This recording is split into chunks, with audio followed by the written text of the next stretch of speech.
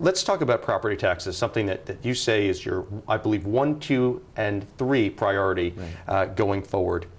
Are you heading back to session? Do you have, you and the governor, are someone on the same page as believing that this is a very important issue?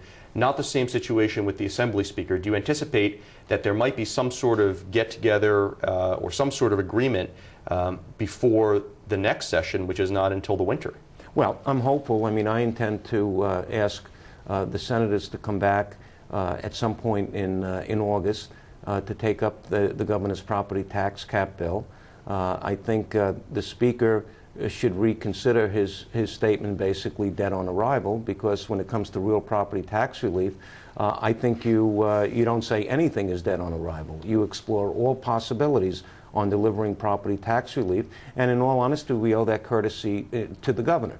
But I also believe that as part of that package, you have to have mandate relief, and you have to make sure that the state provides adequate funding to protect our school districts and to make sure they deliver a quality of education. But again, my goal is not to have the cap as a 4% maximum increase a year. My goal is to bring that down, and so that the property taxes are actually starting to come down, and that may involve the state picking up more of the costs of education. That's there's also been a lot of talk and criticism of the Republican Party that there hasn't been enough controlling of spending. And I wanted to just say that Governor Patterson has been criticized for the amount of money he's taken from interest from the state, and many legislators have. Want to show you some numbers. Look at contributions reported in your own newspaper, Newsday. A similar situation: Empire Dental PAC, 12,000. The Court Clerks Association, 12,000. Uniform Fire Officers Association, New York State Troopers, New York State AFL-CIO, just north of 10,000.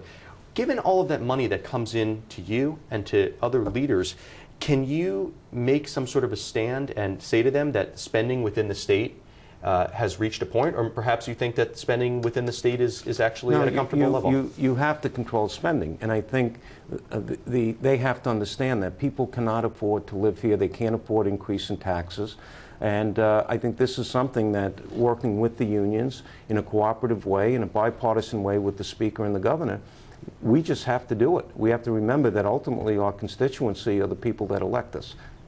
What's your, if you had to say, this is my ideal state budget, this kind of size, can you give me any kind of number? I can't give you a number now, but I know that the last budget, for one of the first times, came under what the executive had proposed. And some of those record-breaking numbers were actually proposed by former Governor Spitzer.